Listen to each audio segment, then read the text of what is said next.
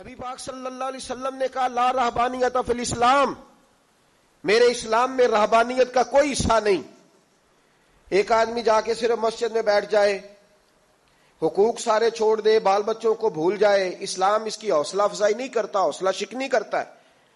وہ والی صوفی کا درس حضور نے نہیں دیا کہ مسجد میں بیٹھو اور بس مسجد میں بیٹھو، خانقاہ میں بیٹھو، بلکہ نبی پاک صلی اللہ علیہ وسلم ہمیں بدر میں بھی نظر آتے ہیں.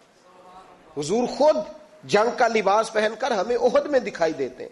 نبی پاک صلی اللہ تعالی وسلم ہمیں خندق کے موقع پر ہاتھ میں کدال پکڑ کر نبی پاک علیہ السلام ہمیں کھدائی کرتے ہوئے نظر آتے ہیں. مسجد نبوی تعمیر ہو رہی ہے تو حضور ہمیں خود اینٹیں اٹھاتے ہوئے دکھائی دیتے ہیں. سارے کام حضور نے کیے ہیں. لیکن میرے بھائی یہ یاد رکھو، اگر بدر میں جانا میرے نبی کی سنت ہے تو غار حرا میں چپ کر کے بیٹھ کے اللہ اللہ کرنا یہ بھی میرے نبی کی سنت ہے صلی اللہ تعالی علیہ وسلم. اگر احد میں، خندق میں، حنین میں، میدان میں رہنا حضور کا طریقہ ہے تو غار ثور میں 3 دن اللہ اللہ کرنا بھی نبی پاک کا ہی طریقہ ہے.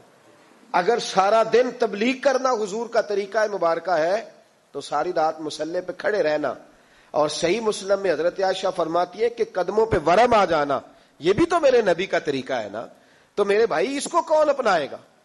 مصروف ترین زندگی نبی پاک کی، اس کے باوجود اللہ کے رسول ہر سال 10 دن کا اعتکاف کرتے تھے. ہر سال. ایک سال جہاد پہ گئے تھے، اعتکاف نہیں ہو سکا. اگلے سال میرے نبی پاک نے 20 دنوں کا اعتکاف فرمایا، پچھلے 10 دن کا.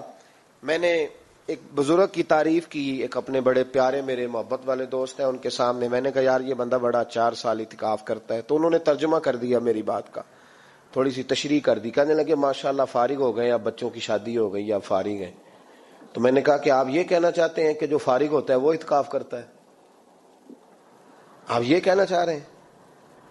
چونکہ میرا پیار تھا تو میں نے کہا ان سے کہ جو کوہ طور پہاڑ آپ نے سر پہ رکھا ہوا ہے آپ بھی ذرا اتار کے پھینکیں، دیکھوں تو صحیح کہ آپ کون سا مار کا فتح کر رہے ہیں. کس طرح کا ہمارا رویہ ہے، کس طرح کی ہماری سوچ. اگر کوئی شخص خیر کا کام کر رہا ہے تو بجائے اس کی حوصلہ کہتے ہیں آپ فارغ ہیں، بچوں کی شادی ہو گئی، بچے کام کاج کرتے ہیں اس لیے بیٹھتے ہیں. تو میں نے کہا آپ نے جو پہاڑ اٹھایا وہ بھی ذرا دکھائیں. روٹی آپ بچوں کو دیتے ہیں کہ اللہ دیتا ہے؟ ان کی پرورش کی ذمہ داری آپ کی ہے یا رب کریم کی ہے؟ تو 2 گھڑیاں محنت کرنے کا مطلب یہ ہے کہ تم نے پہاڑ اٹھایا ہوا ہے سر پہ. تو اس طرح کے فلسفہ ہم بیان کرتے ہیں. افسوس یہ ہوتا ہے کہ رمضان المبارک اس میں بھی وہی سیاستیں، وہی خوش گپیاں. میں تو دعا مانگتا رہتا ہوں کہ اللہ روزوں میں کوئی الیکشن نہ آئے. آپ بھی آمین کہہ دیں. ورنہ وہی مصیبتیں، وہی جھوٹ سچ، وہی دروازوں پہ وہی. خدا کا واسطہ بس کر دو، رمضان شریف ہے، ٹھہر جاؤ ذرا. کیا ہو گیا ہے؟ میرے نبی پاک صلی اللہ علیہ وسلم نے فرمایا 11 مہینے جنت سجائی جاتی ہے اور پھر رمضان میں اللہ اپنے بندوں کے لیے جنت کے دروازے کھول دیتا ہے. 1 گھنٹہ پہلے صفائی کرتے ہیں مہمان نے آنا ہو تو 1 گھنٹہ، ورنہ بچے دوبارہ سے پھر چیزیں بکھیر دیں گے. 1 گھنٹہ پہلے صفائی ہوتی ہے، لمبی نہیں. لیکن میرے نبی پاک نے فرمایا رمضان کے لیے رب کریم 11 مہینے جنت کو سجاتا ہے. چھوٹی بات ہے، روزے آ گئے، معمولی حیثیت ہے. ہم لوگ انہی معاملات میں، میں منع کرتا ہوں، ہمیشہ منع کرتا ہوں، آپ کو ہر سال منع کرتا ہوں. میں پابندی سے 1-2 اخبار ڈیلی دیکھتا ہوں. میرا ناشتہ نہیں ہوتا جب تک اخبار نہ ہو، چونکہ بزرگوں کا فتویٰ ہے جمعے کا خطبہ وہ دے جو عالمی حالات سے باخبر ہو. ہم کوئی رسمی تقریر نہیں کرتے کہ لوگوں کو کہیں کہ روزے آ گئے تو کون سا مہینہ چل رہا ہے تو مہینے کے حساب سے خطاب ہو. رسول اللہ صلی اللہ تعالی علیہ وسلم کی امت کے جو ذمہ دار اور پہرے دار ہوتے ہیں انہیں امت کی پہرے داری کرنی ہوتی ہے. اس لیے وہ یہ نہیں دیکھیں گے کہ کون سا موضوع چل رہا ہے اس پر میں نے 1 گھنٹہ گزارنا ہے. ترجیحات پر بات ہوگی. بات یہ عرض کر رہا تھا کہ میں رمضان شریف میں اخبار نہیں دیکھتا. میری اپیل ہے آپ سے کہ آپ رمضان شریف میں نا رمضان ٹرانسمیشن بھی نہ دیکھیں، ٹی وی پہ خبریں بھی نہ سنیں. سارا سال سنی ہیں خبریں. ہماری خبریں سننے سے ملک میں کیا انقلاب آ گیا ہے. یا وہ جو ہم نے چوک میں کھڑے ہو کے تجزیہ کیا تھا اس سے کتنے لوگ سنور گئے. چھوڑیں، جتنا وقت ملے وہ آ کے مسجد میں بیٹھیں، اللہ کے گھر میں وقت گزاریں، ٹائم دیں. عبادت آپ کو زندہ کرے گی، روحانیت پیدا کرے گی، توانائی آئے گی، خوبصورتی آئے گی آپ کے اندر، آپ زندہ رہیں گے. دنیا داری دلوں کو مردہ کرتی ہے. قرآن کی تلاوت، اللہ کا ذکر، مسجد کی حاضری روح اور دل کو زندہ کر دیا کرتا ہے. مسجد میں بیٹھیں, وقت دیں, مہربانی کریں. اور یہ بھی آج میں بڑی ذمہ داری سے عرض کر رہا ہوں, اگر آپ کبھی زندگی میں مجھے بھی دیکھیں نا ٹی وی میں کسی عورت کے ساتھ میں کسی پروگرام پہ بیٹھا ہوں, تو آپ بالکل لحاظ نہ کریں, آپ بالکل وہ چینل بند کر دیں, ہمیں ضرورت ہی نہیں. میرے لیے کوئی مفتی دلیل نہیں ہے تو عورت کے ساتھ بیٹھا ہے پروگرام میں. میں نے تو وہ والا قرآن پڑھا جس میں اللہ کریم نے کہا عورتیں آ جائیں تو مرد نظریں نیچی کر لیں. ہم نے تو وہ والا قرآن پڑھا جس میں حکم ہے کہ مرد آئے تو عورت اپنی نظر نیچی کر لے. تو جہاں علامہ صاحب کے سامنے لڑکی بیٹھی ہے ٹی وی میں انٹرویو لے رہی ہے, وہاں نظریں نیچی ہوتی ہیں؟ کہاں سے فتویٰ آیا؟ حضرت جنید بغدادی تو فرمایا کرتے تھے کہ حسن بصری پڑھانے والا ہو, رابعہ بصری پڑھنے والی ہو, تو پھر بھی ان کو بغیر پردے کے پڑھنے پڑھانے کی اجازت نہیں ہے. بات ختم ہو گئی. میں کل, مجھے سرکاری یونیورسٹی ہے جامعہ کوٹلی کشمیر کی, انہوں نے مجھے دعوت دی کہ آپ کو لیکچر دینا ہے سائنس, تقوی اور رمضان. تو اسٹوڈنٹس ہوں گے, کچھ پروفیسر ہوں گے. تو میں نے کہا کہ اتنے بڑی جگہ آپ نے مجھے بلا لیا, یونیورسٹی لیول کے طلباء تو بڑے آگے جا چکے ہوتے ہیں. چلیں خیر, میں وہاں حاضر ہوا. جب میں پہنچا تو ایک پروفیسر صاحب مجھ سے کہنے لگے کہ لڑکیاں بھی ہیں. تو میں نے کہا کہ ٹائم دیتے وقت آپ سے گزارش کی گئی تھی کہ لڑکیاں نہیں ہونی چاہیے. تو وہ ایک جملہ بولنے ہی لگے تھے, تو میں نے ان سے کہا کہ آپ مجھے دکھیاں نوس مولوی سمجھ لیں, میں پرانے خیالات کا ہوں, آپ مجھے پرانا سمجھ لیں. اس لیے کہ میرے حضرت صاحب فرمایا کرتے تھے ہر چیز نہیں لے لینا, دین نہ نیا لینا. وہ 1400 سال پرانا ہی ہمیں ٹھیک ہے, ہمیں نیا دین نہیں چاہیے. کہنے لگے جی وہ بچیاں تھوڑی پیچھے بیٹھ جائیں گی. میں نے کہا آپ درمیان میں پردہ لگا لیں, میں انہیں نہ دیکھوں وہ مجھے نہ دیکھیں. ٹھیک ہے, بات سنیں, ختم ہو گئی. لیکن اگر وہ سامنے بیٹھیں گی تو ہم نہیں بات کریں گے. تو وہ چونکہ پی ایچ ڈی لیول کے لوگ ہوتے ہیں, زیادہ پڑھے ہوتے ہیں, دلائل دینے کی کوشش کی. تو میں نے کہا میں دلیل نہیں سنتا, میں سنتا ہوں یا اللہ کا قرآن یا مصطفیٰ کا فرمان. تو آپ مہربان. لیکن انہوں نے ضد نہیں کی, بڑے اچھے لوگ تھے. انہوں نے کہا جی ٹھیک ہے, لڑکیاں نہیں بیٹھیں گی. میرا عرض کرنے کا مقصد یہ ہے کہ کیا فرق پڑتا ہے ہمیں. بہت سارے ذرائع ہیں عورتوں تک پیغام پہنچانے کے, پیغام پہنچ جاتا ہے, کوئی حرج نہیں. آپ باپ پردہ بندوبست کریں. ہمارے رمضان کے فجروں کے درس میں ہزاروں کی تعداد میں عورتیں آتی ہیں, ان کے لیے باپردہ بیٹھنے کا بندوبست ہے. لیکن کچھ ضروری ہے کہ ٹی وی پہ ایک عورت بن سور کے سامنے بیٹھے اور آپ اس کے سوالوں کے جواب دیں؟ ہمارے لیے نہ کوئی مفتی دلیل ہے, نہ کوئی شیخ الحدیث دلیل ہے. اس طرح کا کوئی مفکر محقق ہمارے لیے دلیل نہیں. ہمارے لیے دلیل رسول اللہ کی ذات ہے صلی اللہ تعالی علیہ. ختم ہو گئی بات. اس لیے کوئی ایسی ٹرانسمیشن نہ دیکھو, کسی طرف توجہ نہ کرو. یار 30 تو روزے ہیں, وہ بھی کئی دفعہ 29 ہو جاتے ہیں. اللہ کہہ رہا ہے ایام معدودات, ایک گنتی کے دن ہے. او میرے بھائی کیا مصیبت ہے, میرا وقت نہیں گزر رہا. آپ یقین کریں اللہ جانتا ہے, ہم تو رمضان کو زنجیریں ڈالتے ہیں. یہ کام بھی رہ جاتا ہے, رمضان گزر جاتا ہے, یہ بھی رہ جاتا ہے, رمضان گزر جاتا ہے, یہ بھی نہیں ہو پاتا رمضان. پتہ نہیں کس وقت روزے آتے ہیں, کب نکل جاتے ہیں. کہتے ہیں میرا وقت نہیں گزرتا تو میں ٹی وی دیکھتا ہوں. قرآن سارا پڑھ لیا ہے, حدیثوں کا مطالعہ ہو گیا, اپنی آخرت کے لیے نفل سارے پڑھ لیے, تسبیحات ساری ہو گئی. جو اب ٹائم نہیں گزرتا تھا تو ٹی وی پہ جا بیٹھے. کدھر چلے گئے ہم؟ علامہ اسماعیل حقی نے حدیث لکھی, حضرت عائشہ صدیقہ رضی اللہ تعالیٰ عنہ فرماتی ہیں, تفسیر روح البیان میں موجود ہے. کہتی ہیں ایک دن حضور اچانک میرے ساتھ آرام فرماتے, بستر سے اٹھے نکل گئے. ہمیشہ نبی پاک علیہ السلام کا طریقہ مبارکہ تھا, جب رات کو تہجد کے لیے اٹھتے تو کہتے ابو بکر کی بیٹی حق تیرا ہے, وقت تیرا ہے, پر اگر تو اجازت دے تو میں اپنے اللہ کو راضی کر لوں. آج حضور نے پوچھا ہی نہیں, بستر سے اٹھے چلے گئے. کہتی میں اٹھی, میں نے دائیں بائیں دیکھا, محبوب نظر نہ آئے. حضور کی تامد استعمال شدہ پڑی تھی, وہ تامد میں نے اٹھا کے اوڑھ لی اور میں نکل گئی حضور کو تلاش کرنے. کہتی ہیں جب میں باہر گئی مسجد نبوی شریف کے ساتھ جنت البقیع کی جانب, نبی پاک سجدے میں تھے.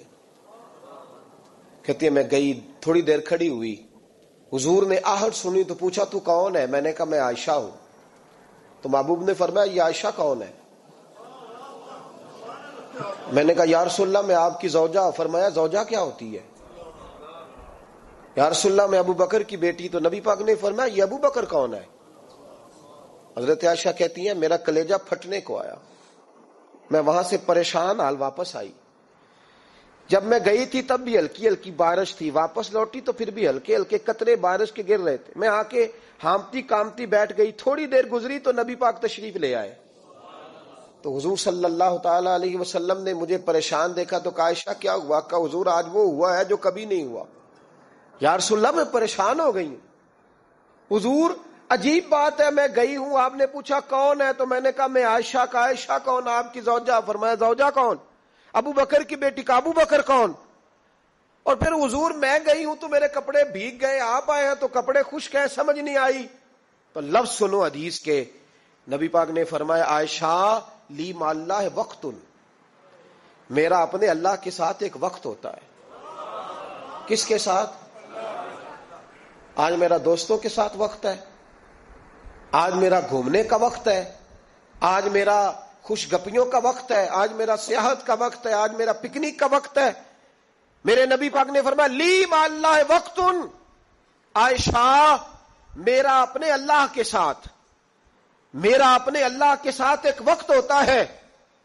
اس وقت نہ وہاں کوئی فرشتہ آ سکتا ہے، نہ کوئی نبی اور مرسل آ سکتا ہے. جب فرشتہ اور نبی نہیں آ سکتے تو عائشہ اور ابو بکر کیسے آ سکتے ہیں؟ تو کہا یا رسول اللہ پھر وہاں ہوتا کون ہے؟ تو حضور فرمانے لگے ایک میں ہوتا ہوں، دوسرا میرا رب ہوتا ہے، تیسرا کوئی موجود نہیں ہوتا. امت کو درس دیا ایک وقت 24 گھنٹوں میں ایسا لایا کر جس میں تو اپنے رب کو دکھڑے سنائے، جس میں تو دعائیں مانگے، جس میں تو عرض و نیاز کرے، جس میں تو اپنے گناہوں کی معافی چاہے.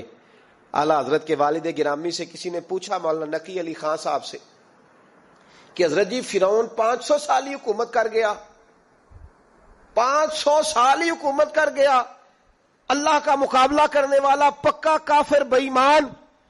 تو آپ فرمانے لگے ملا رومی کی وہ کتاب پڑھو مثنوی، جس میں انہوں نے لکھا ہے کہ جب ساری دنیا سو جاتی تھی تو فرعون اٹھ کے مصلے پہ بیٹھتا تھا، کہتا تھا یا اللہ معاف کر دے، رب تو ہی ہے، گناہگار بڑا ہوں پر مہربانی کر. روز معافیاں مانگتا تھا تو رب کریم کی قدرت نے مہلت دی کہ روز توبہ کرتا ہے، چلو ایک دن سچی بھی کاری جائے تو اچھا ہے. اللہ نے مہلت دی. اور میرے بھائی اگر تو روز رات مصلے پہ بیٹھے تو تجھے مہلت ملے، عذاب نہ آئے. اگر تو اپنے رب کے ساتھ تنہائی کرے تو اللہ تجھے مہلت دے، سزا نہ دے. لیکن ہم یہ وقت نکالتے ہی نہیں. اللہ کے ساتھ میت کا ہمارا مزاج ہی نہیں. ترمذی شریف میں نبی پاک علیہ السلام نے فرمایا دنیا داروں کو دکھڑے نہ سنایا کر، مالداروں کے سامنے رونے نہ رویا کر. یہ تجھے کیا دے سکتے؟ تو اٹھ کے جائے گا تو کہیں گے محنت کرتا نہیں، روز مانگنے آ جاتا ہے. دنیا داروں کو دکھڑے نہ سنا، پر میں دکھ سنا تو اپنے رب کو سنا، اللہ والوں کو سنا، اللہ کے نبی کو سنا. اس سے مراد یہ سارے کہا دکھڑے اپنے رب کو سنا. اگر تو اپنے رب کو دکھڑے سنائے گا تو تھوڑی دیر ضرور ہوگی، لیکن ایک دن ایسا ضرور آئے گا. میرے مصطفیٰ کریم فرماتے ہیں رب تجھے دنیا سے بے نیاز کر کے مالا مال فرما دے گا. دھوکے کا مزاج نہ بنا، کینچی لے کے نہ گھوم کے کیسے جیب کاٹ سکتی. اللہ کو دکھڑے سنا. حضرت عائشہ عرض کرنے لگی حضور چلیں یہ تو سمجھ آ گئی، لیکن بارش مجھ پہ پڑی آپ پہ پڑی نہیں. تو کہا عائشہ تم نے اوڑا کیا تھا؟ کہا حضور آپ کی تامت. فرمایا بارش کوئی نہیں تھی، جب تو نے میری تامت لی تو خدا کی رحمتیں تم پر برسنے لگ گئی. تو حضور کے وجود سے لگی ہوئی چیز کوئی اوڑھ لے تو رحمت برستی ہے، تو میرے نبی کی مسجد چومنے سے کیوں رحمت نہیں برستی؟ جالی چومنے سے کیوں نہیں برستی؟ جہاں جہاں حضور رکے، جہاں جہاں نبی پاک ٹھہرے، وہاں جانے سے کرم کیوں نہیں ہوتا؟ تو عزیزو یاد رکھو رمضان میں ایک ڈیوٹی آپ نے یہ کرنی ہے کہ عبادت کو وقت دیں، ٹائم نکالیں. جو اتنے سے بھی فارغ ہے نا وہ 19ویں روزے تک کل فارغ ہو کے 20 کو اعتکاف بیٹھے.